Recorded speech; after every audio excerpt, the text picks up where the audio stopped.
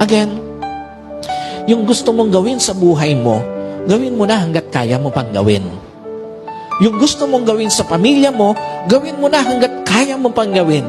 Yung gusto mong gawin para sa magulang mo, gawin mo na hanggat kaya mo pang gawin.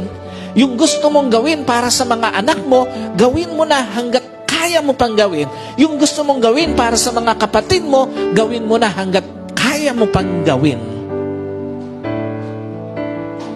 Kasi, pag dumating yung point na nagbago ang estado mo sa buhay, minsan, kahit gusto mo pang gawin, hindi mo na magagawa.